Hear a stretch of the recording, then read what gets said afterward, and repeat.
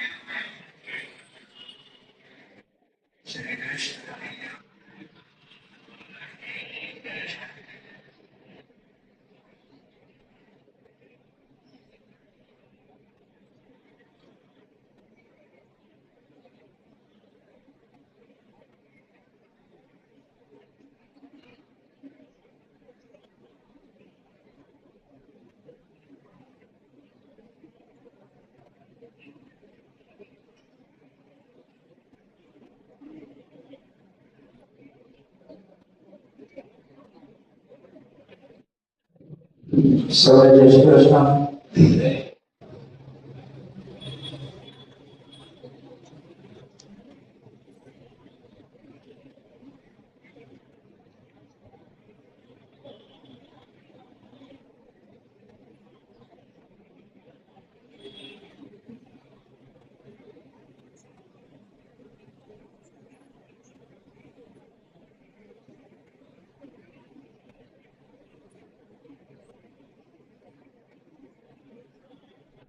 सबने बताने आप अगर इतिहास का थोड़ा सा ना अच्छे तो दिवस लगभग संजय भाई तुमने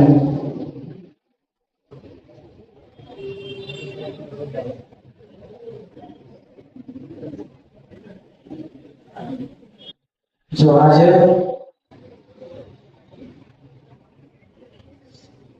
જે સમય પર પરીક્ષા હોય, દાખલા તરીકે 10 તારીખે પરીક્ષા છે તો 1 તારીખથી ટીચર પાછળ પડી ગયો હોય, ભણજે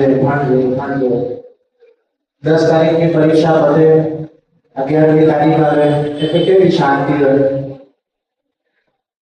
ટીચર પણ શાંત, બાળકો પણ શાંત કે આજે કઈ ભણાવશે નહીં એટલી ખાતરી હોય, અને શિષ્ય પણ જે હોય એ પણ મસ્ત પ્રેમથી બધાને વાતો કરવા જાય, એ પોતે વાત કરે કે કાલે મેં ઘરે આ બનાવ્યું હતું, તે કર્યું હતું, ટીચરો આવી વાતો કરે।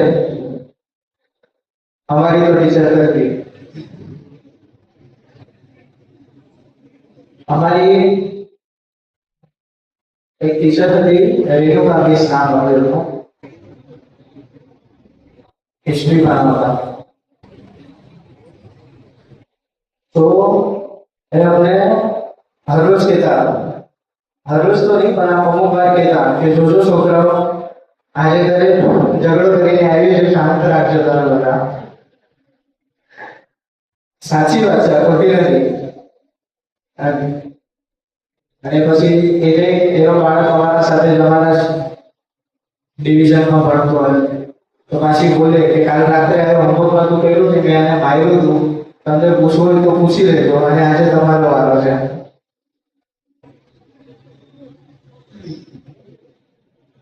અમુક સમય વીતી જાય ને,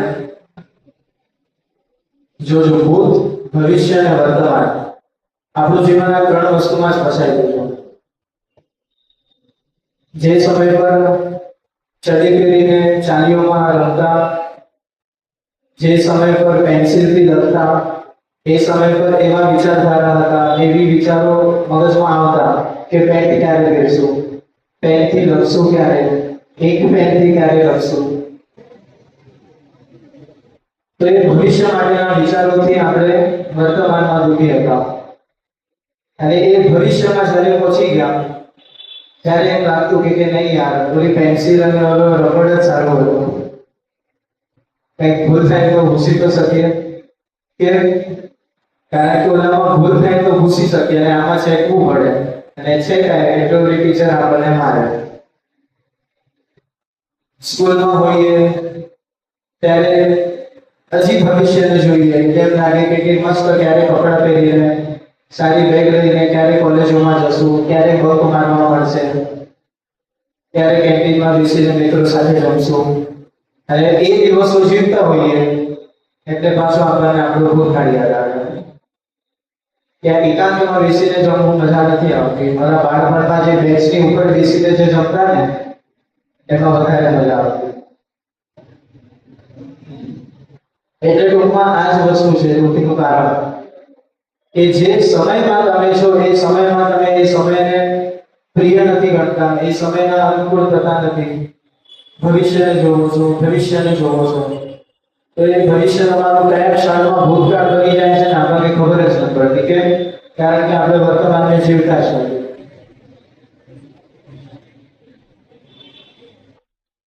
આપણા સપનાઓ, ભવિષ્યમાં જીવવા વાળા આપણા વિચારો, એ બધું છે ને ભોગા જેવું છે. જેટલી હવા ભરો ને એટલા સપનાઓ હજી વિશાળ થતા રહેશે. હજી મોટો ફૂગો જોડે છે તો થોડીક હજી હવા ભરો, એટલે હજી સપનાના સમાવેશ આપણે આપણા જીવનમાં કરશું. પણ જ્યારે એ નિયંત્રણ વયું જાય ને, એ માપ વયું જાય ને, એટલે અચાનક એ ફૂગો ફૂટી જાય અને પછી દુઃખ સિવાય આપણા હાથમાં કઈ રહેતું જ નથી. આજે આપણે આવી જ વાતો કરવાની છે.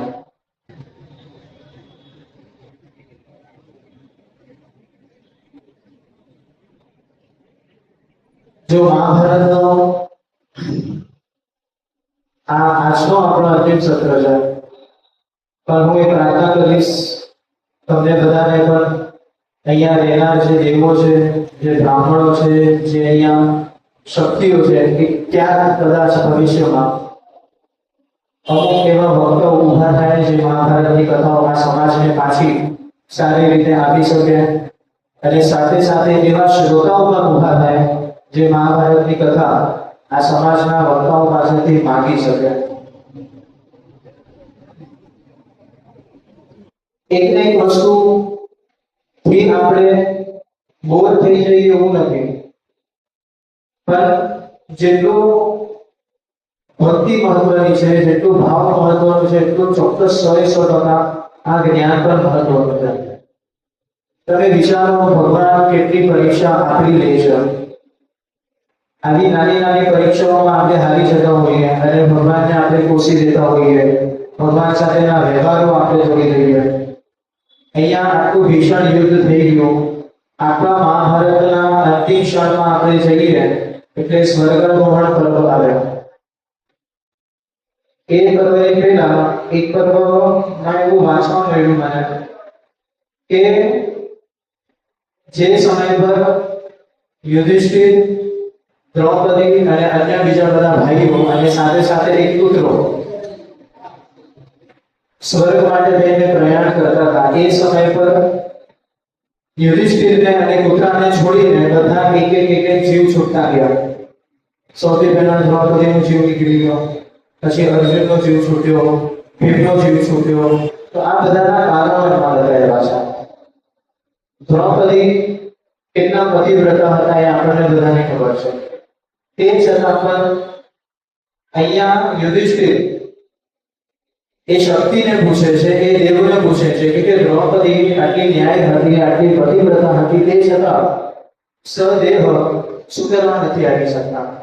તો ત્યારે એક જ કારણ અહીંયા બતાવવામાં આવ્યું છે કે એમને નભર અર્જુનથી વધારે પ્રિય હતા એમને વધારે પ્રિય હતા. બધા ચારે ચાર ભાઈઓ કરતા અર્જુન જરાક એવો વધારે પ્રિય હતો. તો એ પણ ભોગવવું પડ્યું અને સદેહે આ દ્રૌપદી ઉપર જઈ શક્યા નહીં. ભીમનું થયું ત્યારે ભીમ માટે પણ આ જ વસ્તુ થઈ. તો એમનામાં પણ એ જ આવ્યું કે એમનું અતિશય જે બળ હતું, બધી વસ્તુ સાચી, ધર્મિષ્ઠ હતા, બધી જ વસ્તુથી પણ અભિમાન થોડુંક એવો રહી ગયો. તો એવા એટલા થોડા અભિમાનને પણ ભગવાન ઉપર પરમિશન નથી આપતા. ઈશ્વરને બધી વસ્તુની જરૂર છે જ નહીં. આ બધી વસ્તુ તો નીચે જીવવા માટે છે, ઉપર એન્ટ્રી જ નથી. દાખલા તરીકે આપણે એરપોર્ટમાં જઈએ અને ચાકુ લઈ જઈએ તો એન્ટ્રી મળે જ નહીં આપણને. એ પ્રમાણે ઉપર પણ સિક્યુરિટી કદાચ હશે, આપણે ધારીને ચાલીએ. તો આ બધી જે વસ્તુઓ છે એ બધી વસ્તુઓની ઉપર કોઈને જરૂર નથી. તો એ સમય પર માત્ર એક યુધિષ્ઠિર એવા હતા કે એમનામાં કોઈ પણ જાતનું કપટ, મલિન તત્વ કે XYZ વસ્તુઓ હતી નહીં. તો ત્યારે દેવદૂત કહે છે કે માત્ર તમે જ સહદેહ આવી શકો છો. પછી યુધિષ્ઠિર કહે છે કે નહીં, મારા સાથે આ પૂછો પર આવશે. ઉપર જાય છે. ઉપર ગયા પછી મસ્ત મજાનો લોક જે આપણે આપણા કલ્પનામાં બનાવીએ છીએ કે સ્વર્ગ આવું દેખાતું હશે, સ્વર્ગ આવું રળિયામણું હશે. કોઈ એવા લોકમાં આજે આ દેવદૂત યુધિષ્ઠિરને લઈને જાય છે. અને જે સમય પર યુધિષ્ઠિર જાય છે ત્યાં એ સમય પર અમુક કૌરવ પક્ષના જે યોદ્ધાઓ હતા એમને ઉપર મળે છે. પણ અર્જુન, ભીમ, નકુલ, સહદેવ અને સાથે સાથે દ્રૌપદી એટલે આ પરમ લોકમાં મળતા નથી. ત્યારે ઈશ્વરને પૂછે છે, દેવને પૂછે છે કે આટલા સારા કર્મો કર્યા. એક મોટા ભાઈ તરીકે હું એ ચોક્કસપણે કહી શકું કે મારા ચારે ચાર નાના ભાઈઓએ મારી બહુ સેવા કરી છે, મારા હર વચનને એમને પાલન કર્યું છે. તે છતાં પણ આવા દિવ્ય લોક એટલે કે આપણે એમ ગણી લઈએ કે ભાઈ સ્વર્ગ હશે, તે છતાં પણ એમને સ્વર્ગમાં શું કરવા મને દેખાતા નથી. અહીંયા બીજા અન્ય બધા દેખાય પણ આ લોકો કેમ નથી દેખાતા? આમના વગર હું અહીંયા પણ રહી શકીશ નહીં. મને એ કહો કે બધા ક્યાં છે, કાં તો એ જ્યાં છે ત્યાં મને લઈ જાઓ. ત્યારે દેવ પૂછે છે કે તારે જવું છે, એમને મળવું છે? તો કે હા, મારે મળવું છે. ત્યારે એમને એ લઈને જાય છે એક એવા લોકમાં જેવા લોકમાં ખાલી માંસ અને રક્તની ગંધ આવે છે. મોટા વિશાળ શરીર દેહધારી પક્ષીઓ છે જેમની ચાંચ લોખંડની છે અને એ જીવને, જે જીવો છે ત્યાં એ જીવને મારે છે, ચાંચ મારે છે. ગરમ પાણીના કુવા છે, એ બધી વસ્તુ, ઘણી બધી એવી વસ્તુ બતાવી છે. અને ત્યાં પ્રકાશ ની કોઈ ઉપસ્થિતિ નથી, પ્રકાશ છે જ નહીં, માત્ર ગંધ છે અને કાળું અને રક્ત વર્ણ જ દેખાય છે, બીજું કઈ દેખાતું નથી. ક્ષણિક થોડો સમય થાય છે. એ સમય પર યુધિષ્ઠિર પૂછે છે કે આ કયા લોકમાં તમે મને લઈને આવ્યા? મને સમજાતું નથી. પ્રશ્ન પૂછે છે. એ જ સમય પર એક જગ્યાએથી અર્જુનનો અવાજ આવે છે, બીજી જગ્યાએથી ભીમનો અવાજ આવે છે, ક્યાંકથી દ્રૌપદી બોલે છે કે રાજ તમે આવી ગયા, તમે આવ્યા તો હવે અમને સારું લાગ્યું કે અમારા કોઈ લોક અહીંયા છે, અમારો કોઈ એક વ્યક્તિ અહીંયા છે. ત્યારે આ યુધિષ્ઠિર અસમંજસમાં પડી જાય છે કે આવું લોક અને આવા લોકમાં આ બધા કઈ રીતે? અને આનો જવાબ જોયો છે તો કે આનો જવાબ છે જ નહીં, તું સમજી શકીશ જ નહીં. ત્યારે એ બળજબરીથી એ જે દૂત હોય છે એમને કહે છે કે તમે જે પણ દેવના દૂત છો એ દેવ પાસે તમે પાછા જતા રહો. મારે આ લોકમાં મારા જ વ્યક્તિઓ સાથે રહેવું છે, હું પાછો ઓલા લોકમાં આવવાનો નથી. ત્યારે દેવ જતા રહે છે અને આ યુધિષ્ઠિર આ બધા સાથે અહીંયા આવા લોકમાં રહે છે. અને આ વસ્તુ ઇન્દ્રાદિક દેવોને ખબર પડી. એ જ ક્ષણ એ બધા જ દેવો એ લોકમાં પધાર્યા છે. અને જે સમય પર એ લોકમાં પધાર્યા એ સમય પર એવી ઉર્જાથી એ લોક આખો પ્રકાશમય થઈ ગયો. અને ત્યારે આ યુધિષ્ઠિર આ લોકોને જોઈ શકે છે. અને પછી સંવાદ ચાલે છે આ લોકોનો. અને એ સંવાદમાં એવું છે કે તમે પાપ જેટલું પણ કર્યું છો તો 100% માંથી 1% પણ પાપ કર્યું છે, તો એ જે 99% જે પુણ્ય છે ને એ પછી ભોગવવા પડશે. તેના જે એક ટકો જે પાપ કર્યું છે ને એ તમને ભોગવવા પડશે. એટલે ત્યાં એ દેવો એમ કહે છે કે જે પાપ એમને કર્યું હતું ને એ પાપ એમને અહીંયા ભોગવવાનો આ સમય છે. પેલા એ ભોગવશે અને પછી જ તમારા સાથે આવશે. ઘણી બધી એવી વસ્તુઓ એમાં બતાવેલી છે કે તમે પણ અમુક એવા પાપ કર્યા હતા, પણ એ પાપ એટલા સૂક્ષ્મ હતા તો એના દંડ સ્વરૂપે આજે તમને સદેહ આવા લોકમાં પરવાનગી આવવા માટે અમારા ભગવાને તમને પરવાનગી આપી હતી, જેથી તમે તમારા સ્વજનોને આ હાલતમાં જોઈ શકો. અને આ જ તમારો દંડ છે. અને પછી યુધિષ્ઠિરના પરમ ગતિએ પ્રાપ્ત થાય છે. અને એ યુધિષ્ઠિરના પુણ્યના બળથી એ જેટલા પણ દેવો એ લોકમાં આવ્યા હતા એ જ ક્ષણ એ દેવોના તેજથી એ જેટલા પણ એ લોકોમાં વ્યક્તિ હતા, જે જીવ હતા, એ બધા જ જીવોની પરમ ગતિ થાય છે.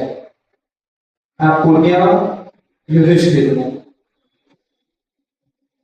કારણ કે મને એ પ્રશ્ન થયો હતો કે આપણે કાલે જે કથા સાંભળી કે અને એના પૂર્વમાં પણ સાંભળેલી કે આ યુદ્ધ ભૂમિ પર જે પણ વ્યક્તિ મૃત અવસ્થાએ પહોંચશે, મરી જશે, એ વ્યક્તિ કોઈ પણ દિવસે અધમ ગતિએ પ્રાપ્ત નહીં થાય, એ પરમ ગતિએ જ જશે. તો જે સમય પર આવું સાંભળ્યું કે વાંચ્યું ત્યારે એક પ્રશ્ન આવ્યો કે તો એ વાત ખોટી હશે. પણ જેમ જેમ કથા આગળ વધતી ગઈ, જેમ વસ્તુ સમજતી ગઈ, એ ખબર પડી કે નહીં, યુધિષ્ઠિર એટલા બળિષ્ઠ હતા, એટલા ધર્મરાજ એમને નહોતો કહેવાતા એમને કે એ સહદેવે જઈ શકે. કદાચ આ એક જ એવા વ્યક્તિ પામ્યા હશે કે જે મનુષ્ય યોનિમાંથી સદેહ ઉપર જઈ શક્યા હશે. બાકી અત્યાર સુધીના ઇતિહાસમાં કદાચ કોઈક એવી કથાઓ આપણા શાસ્ત્રોમાં હજી સુધી તો નથી મને મળી. તો ટૂંકમાં કર્મ ચોક્કસપણે તમારો પીછો નથી છોડતી અને કોઈ દિવસ એ નહીં છોડે. આપણે એમ કહીએ ને કે ભાઈ એક આ 3 જણ છે એમ સમજી જાઓ તમે. વચ્ચે છે આપણે છીએ, આ મનુષ્ય છે. અને એ મનુષ્ય જે પણ કર્મ કરે, આપણે એમ કહીએ ને કે કર્મ ક્યાં ચાલે? આપણા આગળ ચાલે. કદાચ કોઈ અકસ્માત થઈ જાય તો આપણે એમ કહીએ કે ભાઈ એનો કર્મ પણ બચી ગયો, સારા કંઈક એને કામ કર્યા હશે એવા જેથી એ બચી ગયો, એના પુણ્ય એને બચાવ્યું. તો એ જે કર્મથી ઉત્પન્ન થયેલું જે પુણ્ય હોય એ પુણ્ય વ્યક્તિના આગળ ચાલતું હોય. અને એ જ વ્યક્તિ જ્યારે કુકર્મ કરે, ખરાબ કર્મ કરે, તો એ ખરાબ કર્મનું જે પાપ રૂપી જે કૃત્ય ઉભી થાય ને એ એના પાછળ હોય. ક્યારેય પણ એનો પીછો છોડશે નહીં. અને પછી આપણે વિચારીએ કે હું મંદિરમાં જાઉં, બ્રાહ્મણ પાસે જાઉં, 100% દુઃખ અગર હશે ભોગવવાનું તો એ તમને 100% જ ભોગવવું પડશે. ગમે તેટલી વસ્તુ કરાવી દો. હું બ્રાહ્મણ છું એટલે હું એમ ના કહી શકું એવું જરા પણ નથી. સાચું કહેવામાં કોઈ ના નથી કે તમે કોઈ પણ કર્મકાંડ ઇત્યાદિ કર્મ પણ કરાવશો તો પણ એ વસ્તુ તમને ભોગવવી તો પડશે જ. બસ વસ્તુ કેટલી થશે કે તમે એટલા સાત્વિક બની જશો કે તમે એ વસ્તુને ઓળખી શકશો અને એ દુઃખ ભોગવી શકશો. અને એ ભોગવવાના સમય પર તમને એ અનુભૂતિ નહીં થાય કે આ દુઃખ છે. ફરક અહીંયા આટલો પડશે.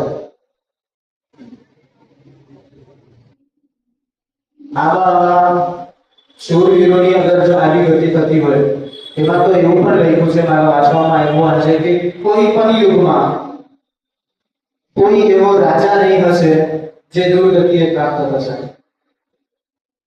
ભૂતનો સમય પણ પકડી લો ને આવવાવાળો સમય પણ પકડી લો, એવા આજના રાજાની પણ ગણતરી કરવી હોય ને તો કરી દેવી. કારણ કે એ પદવી જેવી છે કે એ પદવી પર બેસીને કોઈ પણ વ્યક્તિ એક ક્ષણ માટે તો પાપનું વિચારશે. પોતાનો સ્વાર્થ વિચારશે. 100% અને એ જ રાજાઓની જે પદવી છે, રાજાઓનું જે સિંહાસન છે, એ સિંહાસનને સાચવવા માટે આ વ્યાસપીઠ બની.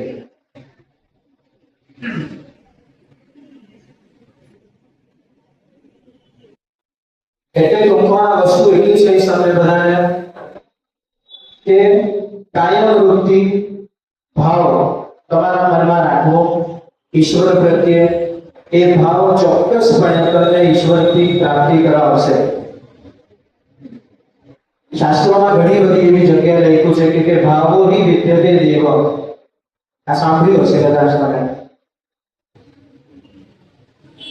તો શું કીધું અહીંયા કે ભાવો હિ વિદ્યતે દેવો. દેવની ઉપસ્થિતિનું પ્રમાણ જ એ છે કે તમારા મનમાં ભાવ ઉત્પન્ન થાય છે. અગર જો તમારા મનમાં ભાવ ઉત્પન્ન થતો જ નથી તો એ વિચાર જ છોડી દેવો કે ઈશ્વર તમારા સાથે છે. ન દેવો વિદ્યતે કાષ્ટે. કોઈ પણ ભગવાન કાષ્ટમાં નથી. ન દેવો વિદ્યતે પાષાણે. કોઈ પણ દેવ પથ્થરમાં નથી. ન દેવો વિદ્યતે મૃણ. માટી. કોઈ પણ દેવ માટીમાં પણ નથી. તો ક્યાં છે? એના પછીની આ સૂક્તિ છે કે ભાવો હિ વિદ્યતે દેવ. તો ઈશ્વર ક્યાં છે? ભાવમાં છે. યદ ભાવો તદ ભવતિ. આ બધી સૂક્તિઓ છે બે અક્ષરમાં કેટલું બધું વસ્તુ કહી છે. શું કીધું? યદ ભાવો તદ ભવતિ. જેવો ભાવ હશે ઈશ્વર એવું રૂપ ધારણ કરીને આપી જશે. તમારા ભાવ પુત્રા માટે છે તો ઈશ્વર પુત્રમાં નથી છે. તમે આમ કરીને વત્સને મારી દો છો, ઈશ્વર એમાં નથી છે. કોઈ એવી જગ્યા, કોઈ એવો ક્ષણ અને કોઈ એવો સમય નથી જ્યાં ઈશ્વર નથી. માત્ર જરૂર શેની છે? યદ ભાવો. આજના સમયમાં લો ઓફ એફર્મેશન્સ ના કેટલા બધા ક્લાસ નીકળ્યા છે, કેટલા બધા એવા સબ્જેક્ટ્સ છે જે બધા આમાંથી આવ્યા છે કે તમે આંખ બંધ કરો, વિચારો કે મારા પાસે આ વસ્તુ આવી ચૂકી છે, મારા પાસે આ વસ્તુ આવી ગઈ, આવ્યા પછી મને ભોગવું છું. ખાલી વિચારો, વિચારવાથી આ વસ્તુની પ્રાપ્તિ તમને થાય છે. આ અત્યારના વ્યક્તિઓ કે છે અને ત્યારે આ ઋષિ મુનિઓ આ બધી વસ્તુ આપણને પહેલાથી કહીને જતા રહ્યા છે કે ભગવાન કોઈ સ્થાનમાં નથી, ભગવાન કોઈ વ્યક્તિમાં નથી, ભગવાન કોઈ વસ્તુમાં નથી. અગર જો હોય તો માત્ર ને માત્ર ભાવોમાં છે. એટલા માટે આપણે ભાવથી પ્રાણ પ્રતિષ્ઠા કરીએ છીએ. બાકી અહીંયા પણ એ જ મૂર્તિ છે અને મૂર્તિકારની દુકાનમાં પણ એ જ મૂર્તિ છે. કોઈ દિવસ ગયા એ મૂર્તિને પૂછવા? ભાવ આવે જ નહીં. કેમ? ભાવ કેમ ના આવે મૂર્તિ માટે? કારણ કે આમાં એ ભાવની તત્વ જે છે એ પ્રતિષ્ઠાના માધ્યમથી સંચાર કરેલો છે અને એ જ ભાવથી તમને આકર્ષણ થાય છે. એટલા માટે આપણે અહીંયા આવીને પ્રતિષ્ઠિત મૂર્તિઓની પૂજા કરીએ છીએ.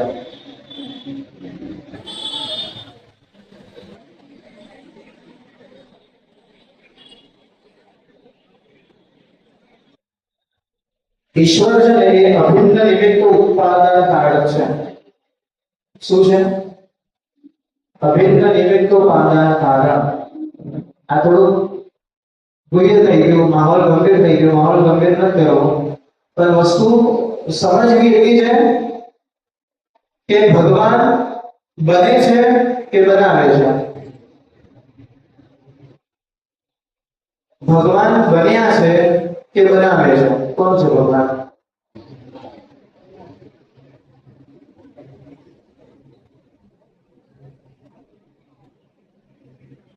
નથી. જવાબ બનાવે છે. હર એક પ્રકૃતિની વસ્તુ ભગવાન બનાવે છે અને સાથે સાથે ભગવાનને કોઈએ બનાવ્યા નથી, ભગવાન પોતે બન્યા છે. બ્રહ્માજીને એક સેકન્ડના છઠ્ઠા ભાગમાં વિષ્ણુ ભગવાને એ જ્ઞાન આપી દીધું હતું કે આ આખું મંડળ કઈ રીતના રચવું છે, બ્રહ્માંડ કેટલું મોટું છે. એના માટે બુદ્ધિ તો જોઈએ બનાવવા માટે. તો એટલી બધી બુદ્ધિ વિષ્ણુ ભગવાને બ્રહ્માજીને માત્ર એક સેકન્ડના છઠ્ઠા ભાગમાં આપી દીધું. અગર આ આટલી બધી મેમરી એક સાથે શેર કરી શકતા હોય તરત જ આટલી ઝડપે, તો વિચારો એ પોતે એને ક્યારે વિચાર્યું હશે, કઈ રીતે વિચાર્યું હશે કે હું કઈ રીતે ઉત્પન્ન થઉં. આ ઉર્જા છે, આ શક્તિ છે.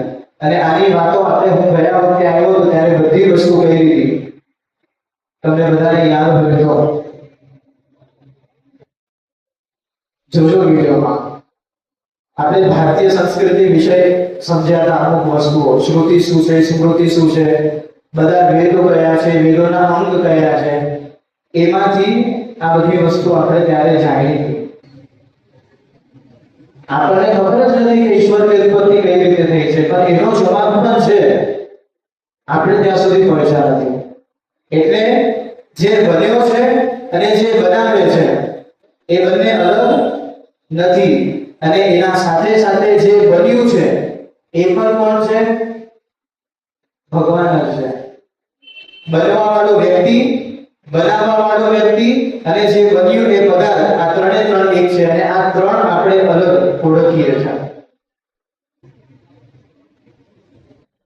ખ્યાલ આવી આ બધી વસ્તુ? આજથી પાછી નવી શરૂઆત કરવી એવું મન થાય છે.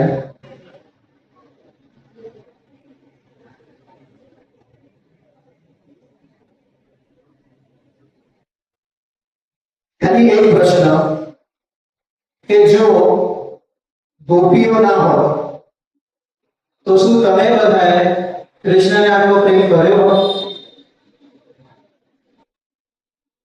જો ગોપીઓએ કૃષ્ણને પ્રેમ ના કર્યો હોત તો તમે કૃષ્ણને આટલો પ્રેમ કર્યો હોત? તમે એને બાળક બનાવ્યો હોત?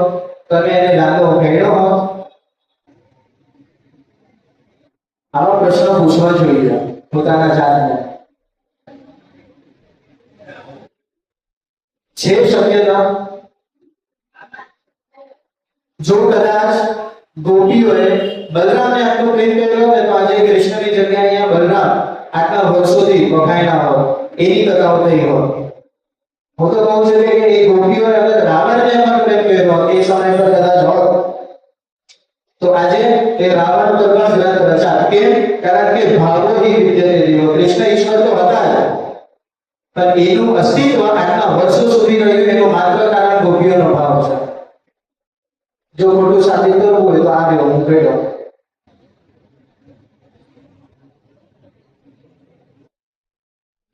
એ ગોપીઓ નો ભાવ જ હતો અને એ ભાવના માધ્યમથી ગ્રંથો બન્યા, ભાગવત બની અને એ ભાવ હજી સુધી જીવિત છે. આપણામાં પણ એ ભાવ ગર્ભમાં ગરી ગયો છે. એટલા માટે આપણને કૃષ્ણ વાલો લાગે છે. ભલે તોફાની છે પણ તોય ગમે છે. ભલે ઓલીનો ચોટલો ખેંચી દેતો હશે પણ સવાર પડશે કે ગોપીને પણ એ જ ઈચ્છા થશે કે ક્યારે ઓલો આવશે અને રૂમઝૂમ ચાલશે ને હું એને જોઉં. કેમ? ભાવ. અને એ ભાવ એવો હતો કે કૃષ્ણ મારા ઘરે આવે, ચોરી કરીને માખણ ખાય, એની તૈયારી પૂર્ણ ગોપીઓની હતી. એટલા માટે એ કૃષ્ણ આવતો. પેલા ભાવ ઉત્પન્ન થયો, પછી ક્રિયાત્મક રૂપથી ઈશ્વરે એ કાર્ય કર્યું છે. વગર કોઈ ભાવે કોઈ પણ કાર્ય ઈશ્વરે કર્યું જ નથી. શું કરવા નકામી આટલી મહેનત કરે, ડોગરા બનાવે ને ઉપરથી પછી માટી ફોડે? જરૂર નથી કઈ કેટલું માખણ કર્યું હતું એના ઘરે. તે છતાં પણ શું કરવા આટલી મહેનત? કારણ કે કોઈ એક ગોપીનો એવો ભાવ છે. અને એ જ ભાવના લીધે તો નાચ્યા હતા. છાસ એના માટે છાસ પીધી હતી. આ શું છે? આ બધા ભાવનો કમાલ છે. અને એ ભાવ એટલે કે પ્રેમ. આજના સમયમાં પ્રેમની વ્યાખ્યા જ બદલાઈ ગઈ છે. કૃષ્ણએ ગોપીઓને કેટલું તડપાયું છે.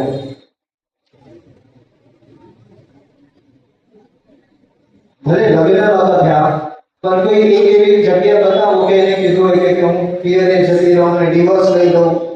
આ બધા નાટક કર્યા હતા ગોપીએ? કર્યા હતા. કેમ? કારણ કે જ્યાં ભાવ આવે, જ્યાં પ્રેમ આવે ત્યાં એના જાતે સમર્પણ ભાવ આવવાનો જ છે કે આ વ્યક્તિ માટે મારે આ કરવું છે.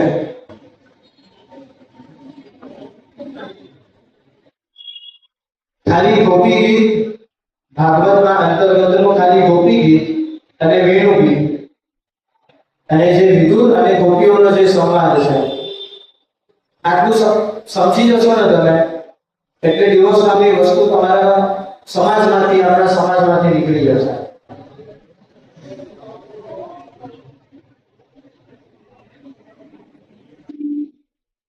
ગોપીઓ જે સમય પર રડે છે એ સમય પર ગોપી કૃષ્ણને સ્પષ્ટ રૂપથી કહે છે કે તને જે વસ્ત્ર ગમતા હતા, તને જે રંગ ગમતો હતો એવા રંગના વસ્ત્રો અમે જાણી જોઈને પહેરતા કેમ? કારણ કે તારું ધ્યાન જાય.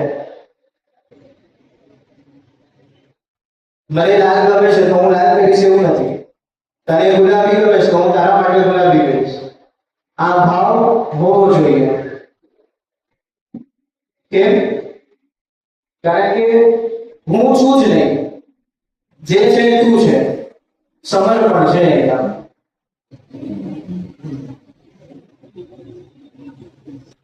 ઠીક છે, હવે આટલી ગહન વાત કરવી આવા સમય પર પછી માહોલ બદલાઈ જશે અને પછી મજા નહીં આવે.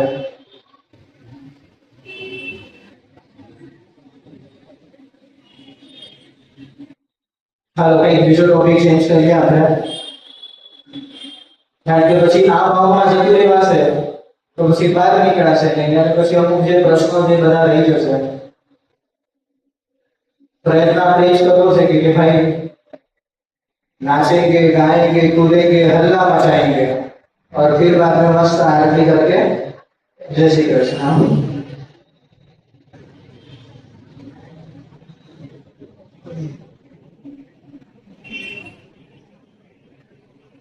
एक वस्तु याद आ रहा है, गोपी गीतना अंतर्गत જ છે. તેનો ભાવ જ તમને બધાને કહી દો કે પ્રેમ એ શું છે.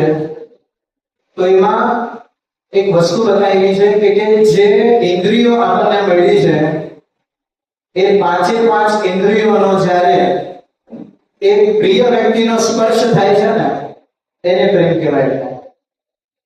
અને આજે સૌથી વધારે માત્રામાં સ્પર્શ રૂપથી પ્રેમ થાય છે. રસરૂપ, રૂપ, ગંધ આ બધી વસ્તુ વહી ગઈ છે.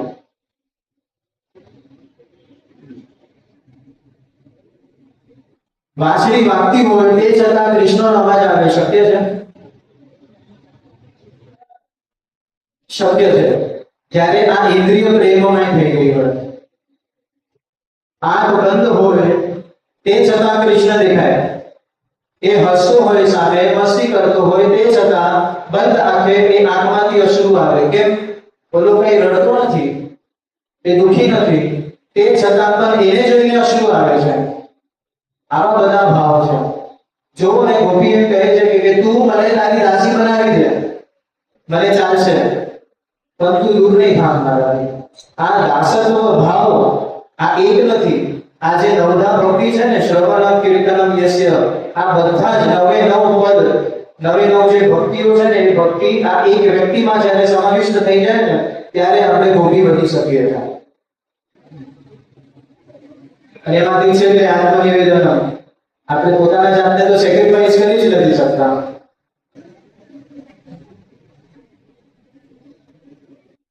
આ બધા નવે નવ ભક્તિઓ જે થઈ છે એ જે આપણને બતાવે છે, બધાના એક એક તત્વો, એક એક વ્યક્તિઓ થઈ ગયા છે. શ્રવણ ભક્તિ કોને કહી ખબર?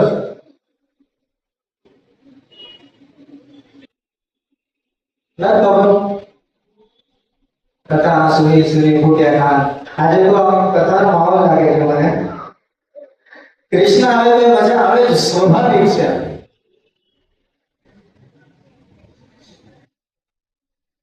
જો તો કેટલી વસ્તુમાં છે, એ આવે એ પોતે નિયમમાં રહેતો નથી, પણ આપણને નિયમમાં રાખવાની વાત કરે છે. કેટલો ચિત્ર હશે. તો ટૂંકમાં આ જે શ્રવણ ભક્તિ છે એ પરીક્ષિતજીએ કરી, કીર્તન ભક્તિ છે એ નારદજીએ કરી, એના પછી કઈ આવે સ્મરણ, તો સ્મરણમાં પ્રહલાદજીને કહેવાય છે કે પ્રહલાદ જેવું સ્મરણ કોઈ દિવસ કોઈએ કર્યું નથી. અને પાદ સેવનો એટલે પદમાં એવું ના હોય, પણ કાયમી એમના ચરણોમાં એમના માટે તત્પર રહેવું, એમની સેવામાં તત્પર રહેવું, તો એ લક્ષ્મીજી છે. પછી અર્ચનમાં પૃથુ રાજા બતાવ્યા છે, વંદનમાં અક્રૂરજી બતાવ્યા છે, દાસ્ય ભાવમાં હનુમાનજી બતાવ્યા છે, સત્ય ભાવમાં અર્જુન બતાવ્યો છે અને આત્મનિવેદનમાં બલિ રાજા બતાવ્યા છે. એટલે આ બધાના ગુણ આવે એક વ્યક્તિમાં ત્યારે એ ગોપી ભાવ આવે. ગોપીનો અર્થ જ એ છે ગોકુળ, એટલે આ શરીરને ગોકુળ જ કીધું છે ને, ભાગવતમાં આવે છે કે આ શરીર શું છે તો ગોકુળ છે. કુળ એટલે નગર, કોનું નગર તો ગો એટલે કે ઇન્દ્રિયો, ઇન્દ્રિયોનું નગર એટલે કે આ શરીર છે. અને આ આખું જ શરીર જ્યારે એકત્રિત થઈ જાય અને એકત્રિત થઈને કોઈ એક જ જગ્યાએ લક્ષ્ય રહે, એનું નામ ગોપી. એક જ વસ્તુથી આ ભાવમાંથી આપણે બહાર આવીએ તો એ વસ્તુ એવી છે કે પ્રેમ જે ગોપીઓએ કર્યો હતો એટલે કેવો હતો, એક જ લક્ષ્ય કૃષ્ણ. એ પ્રેમ માટે થઈને આપણે કઈ વસ્તુ પાછળ છોડી છે એનો દુઃખ જ નથી. ગોપીઓ માટે સાસુ શું, સસરા શું, ઘરનું કામ શું, પોતાના બાળકો શું, કઈ લેવા જ નથી. કોઈ પણ વસ્તુ અગર જો પાછળ છૂટે છે તો એનું દુઃખ નથી. દુઃખ માત્ર કયું છે કે એની પ્રાપ્તિ નથી થતી. અને આપણે કદાચ જો ઓલાની પ્રાપ્તિ ના થાય તો પાછળ કેટલું છોડ્યું એ આપણે તરત જ ગણાવી દઈએ કે ભાઈ આજે તો ઓફિસમાંથી રજા પાડીને તને મળવા આવવાની હતી અને ત્યાં ભવાડો કર્યો. તરત જ શરીરથી થાય એ કામ, મનથી થાય એ પ્રેમ અને આત્માથી થાય એ પ્રાર્થના, સમર્પણ. એ વસ્તુમાં ગોપીએ કરી હતી. બસ ઇતિ આ ભાવમાંથી બહાર આવી જગ્યા. કહેવાનો મુદ્દો અને એક પ્રયત્ન એ જ છે, જો અમુક વસ્તુ દેખાતી અલગ હોય પણ એનો અર્થ આપણે કંઈક અલગ ચોક્કસપણે કાઢી શકીએ. તો અહીંયા ગોપીઓનું નામ જ એટલા માટે આવ્યું કે ભાવ, અને એ ભાવ મારો કહેવાનો અર્થ જ એટલો હતો કે ભાઈ શક્ય થાય તો ચોક્કસપણે આ જે જ્ઞાન છે, જેટલા પણ શાસ્ત્રો છે, જેટલા પણ ગ્રંથો છે, એ બધા માટે ભાવ રાખજો. બાકી તમારી ભક્તિ ડગમગી જાય એટલા માટે નથી કહેતો, પણ આ વસ્તુ સ્પષ્ટ છે. અગર જો ખોટી હોય તો કહી દેજો. કૃષ્ણએ ગીતામાં કીધું છે કે આ ધરા પર જે પણ સમય પર સંકટ આવશે ત્યારે હું આવીશ, કીધું છે. હવે મારું આ તર્ક સાંભળજો કે આ ધરા પર કોઈ એક એવો સમય બતાવી દો જ્યાં સંકટ નહોતું, જે સમયમાં સંકટ નહોતું. આજના યુગમાં સંકટ છે, કૃષ્ણ ક્યાં છે આપણા વચ્ચે નથી. હજી પાછળ જાઓ, મહાભારત કાલીનમાં સંકટ હતું. એથી પાછળ જાઓ, રામાયણમાં સંકટ હતું. હર એક યુગમાં સંકટ આવ્યું છે ને આવ્યું જ છે. એટલે એ શક્યતા જ નથી કે તમે વગર સંકટે રહી શકો. અને એવી શક્યતા પણ નથી કે સંકટ આવ્યું અને તરત જ પુકાર કર્યો એટલે ઈશ્વર આવી જશે. ખોટી વાત. હર યુગના અંતિમ ચરણમાં જ આવ્યા છે. આપણે આ પાણીમાં સાવ ડૂબી જશું ને, અહીં સુધી પાણી આવશે ને ત્યાં સુધી ઓલો રાહ જોશે, ત્યાર સુધી ભગવાન મજા જોશે આપણી. કેમ? કારણ કે આખું શરીર, બધી ઇન્દ્રિયો, જ્ઞાન બધું તમને આપ્યું હતું તો વાપર. અને જો એનો ઉપયોગ નથી કરતા તો કોઈ અર્થ નથી. આપણે શું નામ છે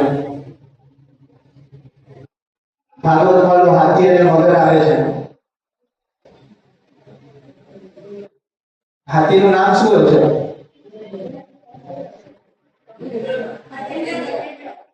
ગજેન્દ્ર, હા, જો આવી બુદ્ધિ થાય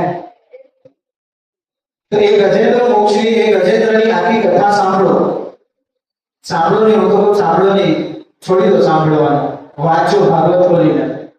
તમે જોઈતું હોય તો રેફરન્સ આપીશ કે કયા સ્કંદમાં કયા અધ્યાયમાં છે. તો એ ગજેન્દ્ર મોક્ષની આખી એ જે કથા છે એમાં એક પણ એવો શ્લોક કે એક પણ એવી વસ્તુ નથી બતાવી કે ગણપતિ કે હાથીએ વિષ્ણુને બોલાવ્યા હોય. નથી, કોઈ એવી જગ્યા નથી. ખાલી છેલ્લો શ્લોક એમાં એ જે હતો હાથી એને વિષ્ણુની સ્તુતિ કરી. કયા સમય પર? જે સમય પર એને વિષ્ણુ દેખાયા. વગર સ્તુતિએ વિષ્ણુ અહીંયા એનું રક્ષણ કરવા આવ્યા હતા. અહીંયા એક ભાવ એવો છે અને એક એવી કથા પણ છે કે બધા જ દેવો તત્પર થઈ હતા કે આને બચાવવા જઈએ, આને બચાવવા જઈએ, આને બચાવવા જઈએ, પણ આ પુકાર કરે તો, પુકાર નહીં કરે ત્યાં સુધી અમે જતા નથી. અને ત્યાં તો ભાઈ વિષ્ણુએ ગરુડને બોલાવ્યા, તૈયાર થઈ ગયા, ચાવી લઈને રેડી. લક્ષ્મીજીએ પૂછ્યા ક્યાં જાઓ છો ગાડી લઈને? તો કે ત્યાં જાઉં છું, હું બચાવવા માટે જાઉં છું. કેમ? તો કે ગ્રહના મોડામાં એનો પગ ફસાઈ ગયો છે. તો કે મને એને પુકાર તો લગાડવા દો. તો તરત જ આ વિષ્ણુ લક્ષ્મીને એમ કહે છે કે એ મારો વંશ છે, મને દુખે છે. અહીંયા ઈશ્વર તત્પર છે, એ અંત સમયમાં તમારું રક્ષણ કરશે, પણ આપણી એટલી શક્તિ નથી કે એવા સમય સુધી સર્વાઈવ કરીએ આપણે. એટલે એવો સમય ના આવે એના માટે થઈને આ બધા શાસ્ત્રો આપણને આપ્યા છે. હવે વસ્તુ ચર્ચા ચર્ચીની છે, આપણે થોડું માહોલ સારો બનાવીએ. અમુક પ્રશ્નો અહીંયા આવ્યા છે, એ પ્રશ્નોનું નિવારણ કરીએ. એ પહેલા કોઈ એકાદું નાનકડું ભજન લઈ લો આજે, એટલે હું ચીઠીઓ કાઢી દઉં બધી. હા, લઈ લો, હું ગાઈ સાથે તો ના ગમે તો કાન બંધ કરવાની છૂટ. હા,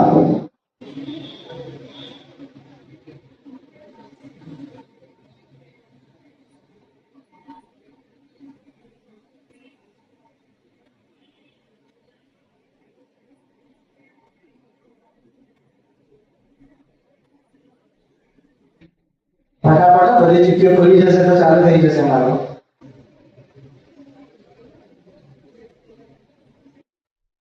આટલી વાત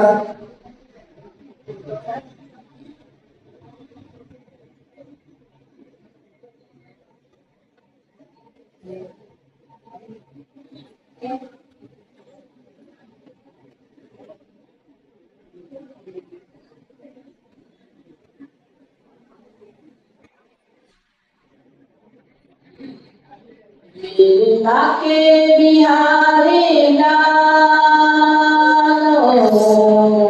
मेरे बाके बिहारी लाल, तू इतना नगर नो सिंगार, नजर तुझे लग जाएगी, नजर तुझे लग जाएगी, मेरे बाके बिहारी लाल।